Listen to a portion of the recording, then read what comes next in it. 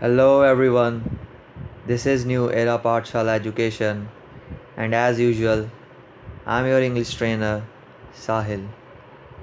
Today, our topic of discussion is sentence error and its correction. Sentence error and its correction. And this is usually based on nouns that we did, I think, 5 to 6 days ago. One thing I would like to give a surety about that if you do these sentences, the number of sentences that I have written, apart from this, there is at least there is a surety to do nothing else. I have covered mostly everything in it. I have covered the use of apostrophe. I have also covered where not to use apostrophe, and also the words which needs to be corrected so that the sentence looks meaningful and logical. So stay with this video till the end, and again I am pretty much sure that you will be learning something very amazing and in a playway methodology. Okay, so we come up with the first sentence. Okay, the first sentence is, see, this as a whole is a sentence only, and we have to find out the part which is incorrect, or if it does not need any kind of correction, then we'll mark as no error this. And after reading it, if we'll find there is some kind of error in whatever the part, then we'll mark that part as our answer. Okay, so this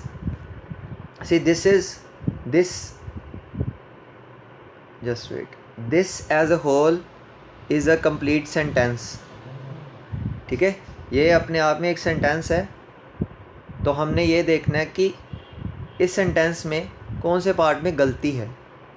अगर गलती है, जैसे मैं कहता हूँ कि अगर इस पार्ट में गलती है तो इसको मैं मार्क कर दूँगा ऐसे, या सर्कल कर दूँगा. ठीक है, अगर गलती नहीं है कोई भी, ठीक है, तो मैं नो एरर को मार्क कर दूँगा. So we'll read the sentence. He acted not as per my advice but somebody else. इसको ध्यान से फिर से पढ़िए. He acted not as per my advice but somebody else. तो कुछ दिमाग में आई होप कुछ ना कुछ आ रहा होगा कि कोई ना कोई ऐसा सेंटेंस इन ABC में से लग रहा है कि जिसमें एरर लग रही है. तो वही हमने फाइंड आउट करना है. ठीक है, तो अगर मैं बताऊं, I am pretty much sure कि आपको भी इस पार्ट में लग रही होगी, इस पार्ट में एरर है, जो कि बिल्कुल ठीक है, इसी पार्ट में एरर है. तो अब एरर क्या है, फिर से पढ़िए. He acted not as per my advice but somebody else's. यहाँ पर पोस्ट्रोफी एस आएगा साथ में. ये तो ये जो पार्ट थी, ये जो पार्ट है, इसमें एरर थी. तो आपने पेपर में इसको मार्क करके आना है, because again it will be very much beneficial in your NDA CDS any kind of government examinations that you are looking to crack. तो आपने ये वाला मार्क करके आना. वहाँ पर आपने करेक्शन नहीं करनी, बट मैंने वैसे बताया आपको कि करेक्शन ये आनी थी. हाँ, अगर अब देखिए, अगर यहाँ पर ऐसे ही होता पहले ही कि यहाँ पर ऐसे करके अपोस्ट्रोफी एस लगा होता पहले ही, तो फिर क्या आंसर आना था. He acted not as per my advice but somebody else's. तो आंसर आपका आना था नो एरर. कि भाई साहब, ये जो सेंटेंस है अपने आप में बिल्कुल ठीक है, बिल्कुल कंप्लीट है, तो हमें इसमें कोई एरर नहीं ढूंढी है। तो जब एरर नहीं ढूंढी है तो नो एरर आंसर आएगा, सिंपल। ठीक है जी, आगे जा। आई होप आपको ये समझ आया होगा। So will move further. Okay, the second word is, please read the sentence very carefully, क्योंकि सेंटेंस में ही, क्वेश्चन में ही आंसर छिपा हुआ होता है। अगर आप किसी भी क्वेश्चन को ध्यान से पढ़ते हैं तो 50% या 60% थोड़ा सा अनुमान लग जाता है कि किस पार्ट में एरर हो सकता है, या इस सेंटेंस में एरर है भी या नहीं। अब वो कह रहा है इंडियाज़ इकोनॉमी, ये अपने आप में सेंटेंस है पूरा कंप्लीट, ठीक है। India's economy is also as strong as that of China. India's economy is also as strong as that of China. इसको हमेशा याद रखें कि इंडियाज़ इकोनॉमी मतलब कि भारत की अर्थव्यवस्था को किसी दूसरी की अर्थव्यवस्था से कंपेयर किया गया है। तो अगर ऐसा होता है तो आपने ये कोशिश करनी है कि जिस दो देशों का कंपैरिजन हो रहा है, तो अगर एक देश में अपोस्ट्रोफी एस आया, क्योंकि देखो उसने कहा इंडियाज़ इकोनॉमी मतलब भारत की इकोनॉमी, अपोस्ट्रोफी का मतलब ही यही होता है कि का, ठीक है ना, की का के, भारत की, उसका घर, ठीक है। तो कह रहा कि भारत की इकोनॉमी उतनी ही स्ट्रॉन्ग है, उतनी ही क्षमता रखती है जितनी की चाइना की। तो क्या आएगा, India's economy is also as strong as that of China's, ठीक है। अपोस्ट्रोफी एस यहाँ पर भी आना था। तो इसका मतलब ये हुआ कि ये वाला जो पार्ट था, ये वाला जो पार्ट था, इसमें एरर थी, ठीक है। तो जो पार्ट में आपके एरर थी उसको आपने क्या कर देना, टिक कर देना। तो ये आपका आंसर था, क्योंकि यहाँ पर क्या आना था, अपोस्ट्रोफी एस आना था, ठीक है। और अगर ऐसा ही होता, पहले ही सेंटेंस फॉर एग्जांपल ऐसा ही लिखा होता, अगर ऐसा ही वो लिख देते, ठीक है, तो फिर क्या आना था, नो एरर, क्योंकि ये अपने आप में सेंटेंस बिल्कुल कंप्लीट है, इसकी समझ आ रही है। तो मैं फिर आपको यही कहूँगा कि ये जो सेंटेंस है बहुत बहुत इम्पॉर्टेंट है, तो इसको आप प्लीज़ ध्यान से करिएगा, ठीक है जी।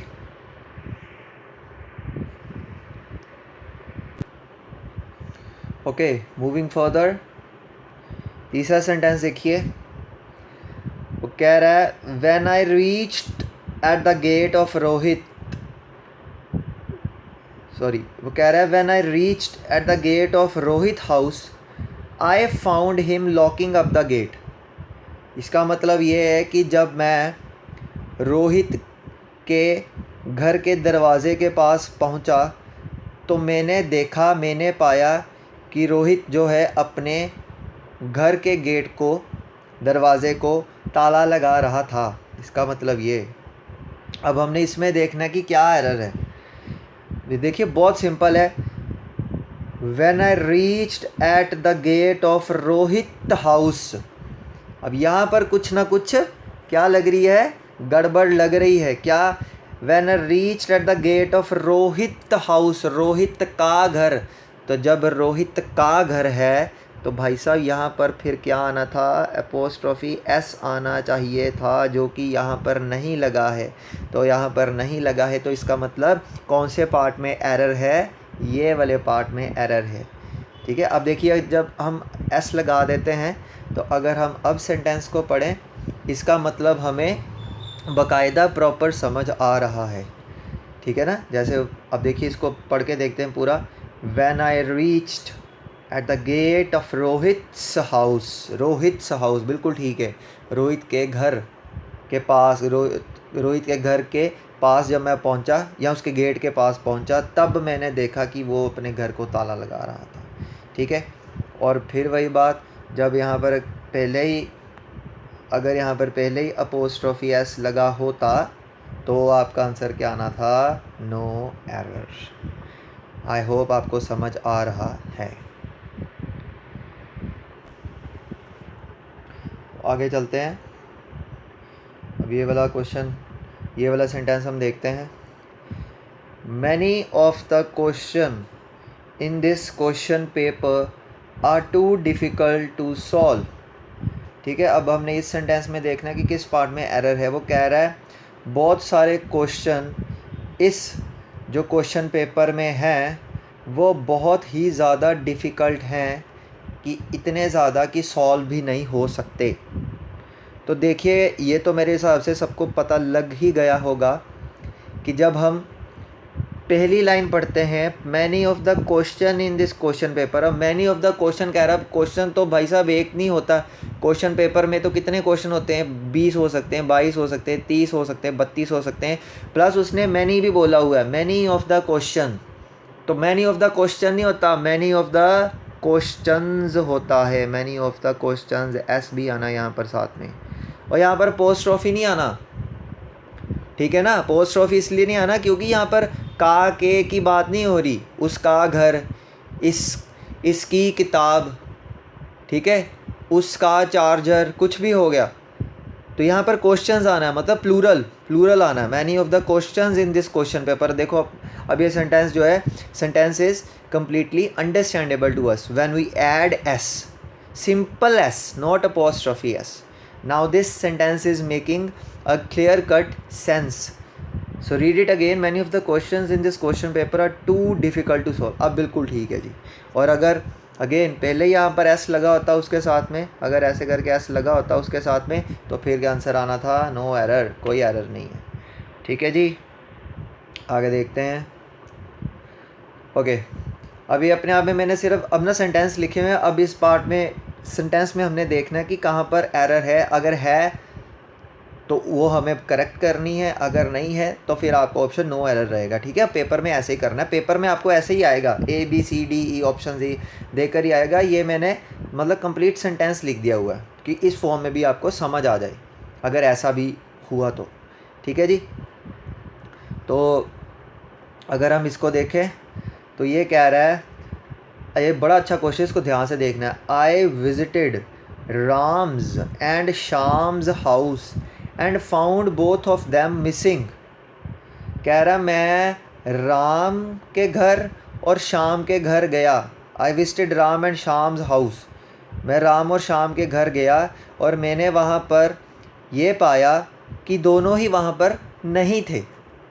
तो देखिए, ये हमने जब हम when we were discussing nouns and we discussed it there, कि जब भी एक पोजेशन सेम होती है, जब एक एंटिटी दो जनों को बिलोंग करती है, वो सिंगल एंटिटी दो जनों की बिलोंग करती है, तो जो अपोस्ट्रोफी है वो दूसरे वाले के साथ में ही आता है। तो आप अब आपको I think you would have been very much clear that कि यहाँ पर ये जो पार्ट था ये वाला, यहाँ पर पोस्ट्रोफी नहीं आना है, यहाँ पर ये आना था, सिर्फ राम आना था। ठीक है, यहाँ पर आना था राम, आई विजिटेड राम एंड, और यहाँ पर पोस्ट्रोफी एस बिल्कुल ठीक है, यहाँ पर आना है क्योंकि जो घर है वो राम और शाम का एक ही है। तो जब घर एक है तो जो दूसरे वाला बंदा है, अब देखो पहले राम है दूसरा शाम है, तो इसके साथ अपोस्ट्रोफी आना है जो कि लगा हुआ है, इसलिए ये बिल्कुल ठीक है। तो यहाँ पर राम, ये अपोस्ट्रोफी गलत है, यहाँ पर अकेला राम ही आना है। ठीक है जी, ओके, आगे देखते हैं। All the girls student are advise to attend the meeting positively. इसका मतलब ये है कि सभी जो गर्ल्स स्टूडेंट हैं उनको ये एडवाइस दी जाती है कि वो कोई जो मीटिंग होने वाली है उसको वो सकारात्मकली, मतलब पॉजिटिव वे में अटेंड करें। सकारात्मकली कोई वर्ड नहीं होता, ये वैसे ही निकल गया, स्लिप ऑफ टंग। तो वो उसको सकारात्मक वे में अटेंड करें। ठीक है, तो अब इसमें जो एरर है वो क्या है, वो है ये, इस पोर्शन में एरर है, इस पोर्शन में, ये पोर्शन में क्या, ऑल द गर्ल्स स्टूडेंट ही नहीं होता, ऑल द गर्ल स्टूडेंट होता है, मतलब GIRL, ये सिंपल ही रहेगा। ठीक है, तो जो स्टूडेंट है इसके साथ S आ जाएगा, ये बिल्कुल ठीक है। ठीक है, ये गर्ल्स के साथ ये जो एस है ये वाला ये नहीं आएगा, ऑल द गर्ल आएगा और स्टूडेंट के साथ एस आएगा। इसको याद रखिएगा, गर्ल्स स्टूडेंट नहीं होता, गर्ल स्टूडेंट्स होता है, ठीक है, क्योंकि वो ज़्यादा हैं तो गर्ल स्टूडेंट्स, ठीक है। ओके, आगे चलते हैं।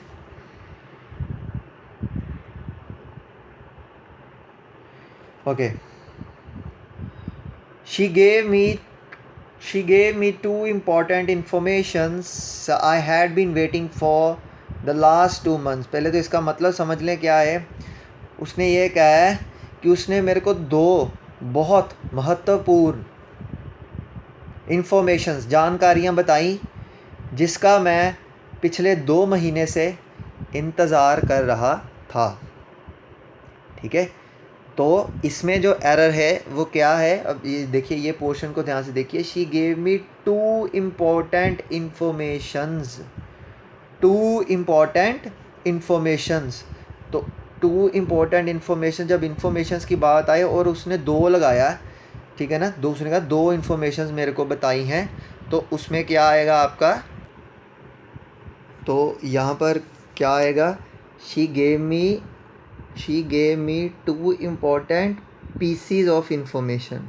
यहाँ पर आएगा PCs of information, PCs of, ठीक है, इंफॉर्मेशन, बाकी है ही, ठीक है। इंफॉर्मेशंस नहीं आएगा, इंफॉर्मेशन आएगा, ये भी नहीं आएगा। She gave me 2 important PCs of information, तो ये इसकी करेक्शन है, ठीक है। फिर बता देता हूँ क्या करेक्शन है इसकी। She gave me 2 important information, 2 important information नहीं होता, शी गेव मी, एक minute, she gave me 2 important pieces आएगा, ठीक है जी, पीसेज ऑफ, और इंफॉर्मेशन आएगा, एस नहीं आएगा, ठीक है। याद, बस इतना याद रख लेना कि पीसीज ऑफ इंफॉर्मेशन होता है अगर 2 इन्फॉर्मेशंस की बात करें तो। ओके, आगे देखते हैं जी। वो कह रहा है the English teacher gave him homework to complete that by night positively. मतलब कि देखो, अगर हम इसको ऐसे पढ़ने की कोशिश करते, उसने बोला कि जो अंग्रेज़ी के अध्यापक हैं उन्होंने उसको एक होमवर्क दिया टू कंप्लीट दैट, कि वो उसी रात को सकारात्मक तौर से कंप्लीट कर ले। वो जो काम है, अंग्रेज़ी टीचर ने उसको एक होमवर्क दिया, होमवर्क टू कंप्लीट दैट, कि उसको कंप्लीट कर ले उसी रात तक। तो देखिए, हमेशा याद रखिए, जो आपका होमवर्क होता है वो अनकाउंटेबल नाउन होता है। Homework is uncountable noun. तो होमवर्क जो होता है उसके साथ अ नहीं आता है। तो जो करेक्ट सेंटेंस था वो अपने आप में यही है, the English teacher gave him homework to complete that by night positively. Homework कुछ नहीं होता, होमवर्क के पहले अ नहीं आता है, बस इतना आप माइंड में रखिए, क्योंकि जो होमवर्क है वो क्या है, वो अनकाउंटेबल नाउन है, जिसकी गिनती नहीं हो सकती, उसके साथ अ नहीं आता। एक होमवर्क कुछ नहीं होता, होमवर्क अपने आप में कंप्लीट है, ठीक है। देखिए आगे चलते हैं। Unfortunately the new scissor I have purchased is blunt. कह रहा है कि दुर्भाग्यपूर्ण जो नई कैंची सीज़र मैंने ख़रीदी है वो बहुत ब्लंट है, मतलब शार्प नहीं है। ब्लंट का मतलब होता है जो तीखी ना होना, ब्लंट का ऑपोजिट होता है ना शार्प, तो ब्लंट होता है विच इज़ नॉट शार्प, ठीक है। विच इज़ नॉट शार्प मतलब कि जैसे चाकू होता है, ठीक है ना, तो वो बहुत शार्प होता है, तो ब्लंट नहीं होता। तो वो इजीली जैसे सब्जियों को ऐसे काट देता है, तो मतलब वो शार्प चीज़ होती है, तीखी। तो वो कह रहा है जो मैंने नई सीज़र ख़रीदी है ना वो बहुत ही ब्लंट है, मतलब शार्प नहीं है। तो आपको पता है कि सीज़र जो होता है अपने आप में सीज़र्स होता है, मतलब SEISSORS आएगा साथ में, पोस्ट्रोफी नहीं, सिंपल एस, ठीक है। तो वो अपने आप में कंप्लीट होगा। सीज़र कभी नहीं होता, सीज़र हमेशा गलत होगा, सीज़र्स होता है। अनफॉर्चुनेटली द न्यू सीज़र्स, यहाँ पर ऐसा आएगा, I have purchase this blunt, बस ठीक है जी। उसके बाद ये देख लें हम, कह रहा all the women teachers are agitating against the haughty attitude of the principal. बहुत सिंपल है, कह रहा है ऑल द वुमेन टीचर्स, जो कि वुमेन टीचर्स हैं वो अपना रोष प्रकट कर रहे हैं। हॉटी एटीट्यूड मतलब प्रिंसिपल के जो हॉटी एटीट्यूड क्या होता है, हॉटी तो वही जो एरोगेंस वाला, बड़ी ईगो है। तो जो टीचर्स हैं, जो वुमेन टीचर्स हैं खास करके, वो जो प्रिंसिपल का ईगोइस्टिक एटीट्यूड है, बहुत ही एरोगेंट वाला एटीट्यूड है, बहुत ही अकड़ वाला एटीट्यूड है, उसके खिलाफ अपना रोष प्रकट कर रहे हैं। तो इसमें जो आपका करेक्शन है वो क्या है, ऑल द विमेन टीचर्स। अब देखो ये विमेन अपने आप में प्लूरल होता है, ठीक है, तो टीचर्स भी प्लूरल है, और दो प्लूरल, ठीक है ना, दो प्लूरल कभी भी इकट्ठे नहीं आते हैं। तो ऑल द कौन से टीचर्स होगा, वुमेन, MEN नहीं, वुमेन WOMAN आएगा, ई नहीं आता, क्योंकि जो WOMEN होता है उसका मीनिंग होता है बहुत सारी विमेन, बहुत सारी मतलब बहुत सारी औरतें जो टीचर्स हैं, ठीक है। तो ऑल द वुमेन टीचर्स आएगा, क्योंकि टीचर्स अपने आप में प्लूरल है, तो उसके पहले जो आएगा वो सिंगुलर आएगा, WOMAN नहीं आएगा, ठीक है। दो प्लूरल कभी इकट्ठे नहीं आते, बस आप इतना ही याद रख लो कि जो दो प्लूरल हैं, क्योंकि ये भी वुमेन भी ज़्यादा होता है, प्लूरल है, टीचर्स भी ज़्यादा होता है, ऐसे लगा हुआ है, तो दो प्लूरल इकट्ठे नहीं आते, यहाँ पर WAMA आएगा, बस ठीक है जी। अब आगे देखते हैं। ओके, अब ये कह रहा है he inform that he had lost a packet of the 100 rupees note. देखो ये बड़ा इंपॉर्टेंट है सेंटेंस, इसको ध्यान से समझिए पहले। ही इन्फॉर्म्ड दैट, उसने इन्फॉर्म किया कि ही had lost a packet of, उसने 100 रुपीज़, 100 रुपये जो नोट, 100 रुपये के नोट का जो पैकेट है, उसने ये बताया कि उसने उसको गुम कर दिया है। इसका मतलब ये है, inform that he had lost a packet of the 100 rupees note. अब देखो ये बहुत सिंपल सेंटेंस है, इसको तो आप गांठ बांध, मतलब पूरा अपने माइंड में इसको अच्छे तरीके से बिठा लीजिएगा कि हमेशा रुपी होता है, रुपीज़ नहीं होता है। 100 रुपी नोट्स होते हैं, 100 रुपी नोट्स, 1000 चलो अभी रहा नहीं, 2000 रुपी नोट्स, ठीक है। और क्या आ गया, 500 रुपी नोट्स, 500 रुपीज़ नोट्स नहीं होता। तो यहाँ पर इसकी करेक्शन ये थी कि यहाँ पर S नहीं आना है, सिंपल क्या आएगा, रूपी, RUPEE। ये आपका बिल्कुल करेक्ट सेंटेंस है, ठीक है। तो रुपीज़ नहीं होता है, बस इतना ही याद रख लीजिए, रुपीज़ नहीं होता है, रुपी होता है, रुपी होता है, ठीक है जी। अगला वर्ड देखते हैं, कह रहा है I know nothing about his where about and about his choice. पहले तो इसका मतलब समझिए, इसका मतलब कह रहा है मेरे को कुछ नहीं पता कि वो कहाँ पर जाता है, ठीक है, या क्या करता है, और उसकी क्या चॉइस रहती है, मेरे को कुछ नहीं मालूम है उसका। I know nothing about his where about and about his choice. So do remember, जब भी ऐसा वर्ड आए वेयर अबाउट, तो वहाँ पर आई नो नथिंग अबाउट हिज, क्योंकि देखो सिंगुलर है, देखो सिंपल सी बात है, ये सिंगुलर है, तो सिंगुलर के साथ एस लगता है। I know nothing about his where about, his मतलब एक ही बात हो रही है ना, सिंगुलर, वेयर अबाउट्स, अपोस्ट्रोफी वाला नहीं, simple where abouts and about his choice. क्योंकि अपोस्ट्रोफी वाला तब आता है जब का के की बात कर रहे हो, ठीक है ना, उसका पेन, इसकी किताब, ठीक है, उसका घर। तो ये सिंपल कह रहा है कि मेरे को उसके, वो कहाँ जाता है मेरे को कुछ नहीं पता, और ना उसकी चॉइस का पता है, तो वेयर अबाउट्स होता है, his where abouts and his choice, बस। ठीक है जी, हुआ क्लियर आपको?